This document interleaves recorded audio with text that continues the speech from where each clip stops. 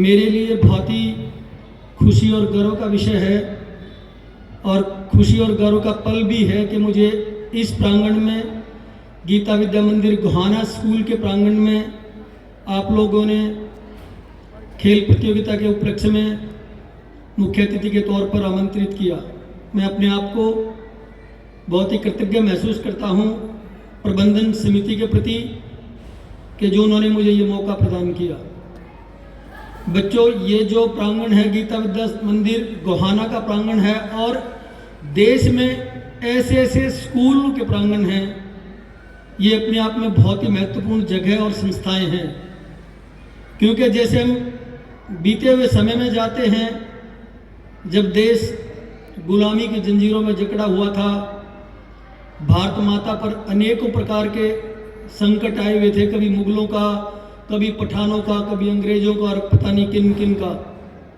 उन दिनों में इन स्कूलों ने, इन संस्थाओं ने छोटी छोटी शाखाएं लगाकर अपने देश की प्रतिष्ठा को, अपने देश की संस्कृति को, अपने देश के आचार विचार को संजोए रखा, उनको जीवित रखा और जिनका परिणाम ये है कि हम सब लोग आज उन्हीं संस्कारों के साए में एक खुले वातावरण में सांस ले रहे हैं। जहाँ तक खेल का संबंध है, बच्चों, खेल हमें बहुत सारी चीज़ें सिखाता है। बिना एक दूसरे से द्वेष किए प्रतिस्पर्धा कैसे होती है, अच्छी भावना से कंपटीशन कैसे होता है, ये हमें खेल सिखाता है। एक टीम मैनेजमेंट हमें खेल सिखाता है कि अगर हम जीतने की स्थिति में हो तो कैसे उसको कंट्रोल करना है और हमारी टीम हारने की स्थिति में हो तो कैसे अपने आप को संभालना है, अपने नियम और कानून कायदों को बचाते हुए, ये भी हमें खेल सिखाता है। खेल हमें आगे बढ़ने की भावना से ओतप्रोत करता है। खेल हमारे अंदर एक जज्बा पैदा करता है कि हम अपनी टीम के लिए, अपने घर के लिए, अपने स्कूल के लिए, अपने प्रदेश और देश के लिए कैसे काम करें।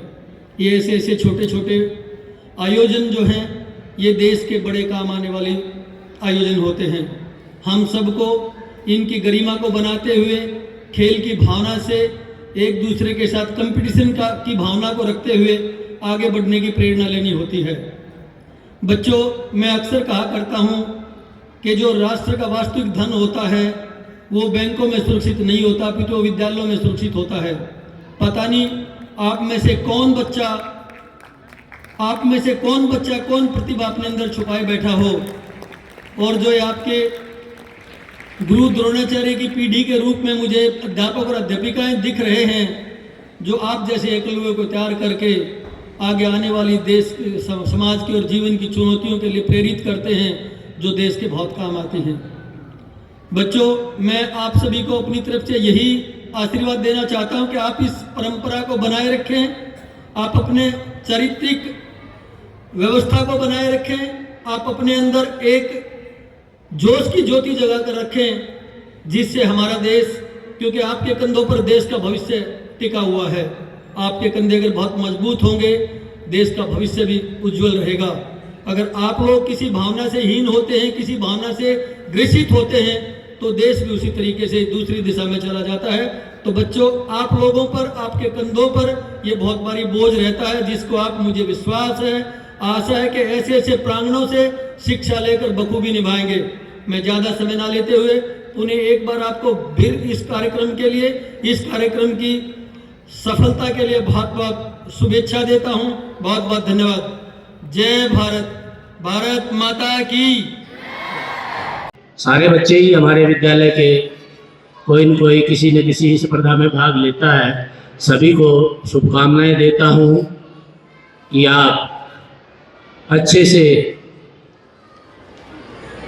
जैसा कि डॉक्टर साहब ने बताया, खेल हमें बहुत कुछ सिखाता है। हमारे संस्कार, नियम, अपने आप को ठीक कैसे रख सकते हैं हम हारते वक्त, जीतते वक्त, ये डॉक्टर साहब ने आप सभी को बताया। इससे आप सीख लेंगे सभी, और मैं पुनः आप सभी को हार्दिक शुभकामनाएं देता हूं। साथ ही प्रबंध समिति के माननीय प्रबंधक डॉक्टर मनोज जी और विद्यालय के प्राचार्य और सभी विद्यालय के आचार्य और बहनों को पुनः शुभकामनाएं देते हुए अपनी वाणी को विराम देता हूँ। धन्यवाद। जी, मुझे व्यक्तिगत तौर पर भी बहुत ही अच्छा महसूस हो रहा है कि कोई हमारे शहर में ऐसा स्कूल है जो इस तरीके की प्रतियोगिताएं करता है। स्कूल बहुत सारे प्रतियोगिताएं करते हैं, लेकिन हर बच्चे का पार्टिसिपेशन किसी ना किसी रूप में जो ये प्रबंधन समिति इस तरीके से मैनेज कर रही है स्पोर्ट्स इवेंट को, अपने आप में बहुत ही विलक्षण है। और इस तरीके के इवेंट से बच्चों को वास्तव में ही आगे बढ़ने की प्रेरणा मिलती है। उनकी जो एनर्जी है वो बहुत अच्छे से डेवलप होती है और अच्छे बच्चे अपने आप को और अच्छे से प्रेजेंट कर सकते हैं इस तरीके के इवेंट्स के माध्यम में। मैं एक बार आपको, क्योंकि आप इस इवेंट को कवर कर रहे हैं और लोगों तक पहुंचा रहे हैं, आपको और विशेष तौर पर प्रबंधन समिति को बहुत बहुत धन्यवाद देता हूं। और मैं अपनी तरफ से कृपा भी, वो बेसिकली उनसे प्रार्थना भी करता हूं कि वो इस तरीके के इवेंट्स करते रहें और कहीं पे भी हमारे जैसे लोगों की उनको ज़रूरत महसूस होती है तो ज़रूर याद करें। हम हमेशा प्रबंधन समिति के साथ हैं। बहुत बहुत धन्यवाद। सर, शिक्षा के साथ साथ यहाँ संस्कारों पर भी विशेष ध्यान दिया जाता है।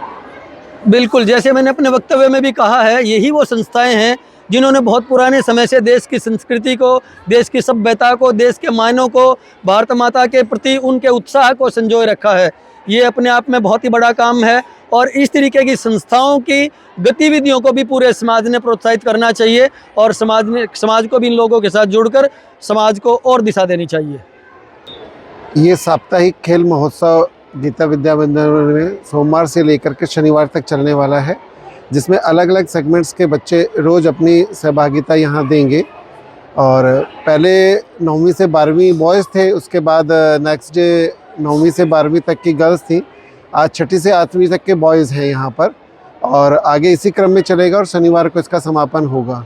आज के इस खेल महोत्सव के दिन की एक सबसे सुंदर बात, जो हमारे वक्ता भी हैं, हमारे मुख्य अतिथि भी हैं और एक रिनाउन फिजिशियन भी हैं, मुझे जो बहुत अच्छी लगी कि विद्यालय वाकई में मानवता के बैंक हैं और उनको जब लौटाया जाएगा उस मानव को, जिसको हम एक कच्चे के रूप में लेकर के आए हैं, तो विद इंटरेस्ट हम उसको वापस लौटा पाएँ। यही हमारी एक समाज के लिए योगदान भी रहेगा और इन संस्थानों की यही उपयोगिता है जो मुझे आज के दिन में विशेष लगती है। धन्यवाद।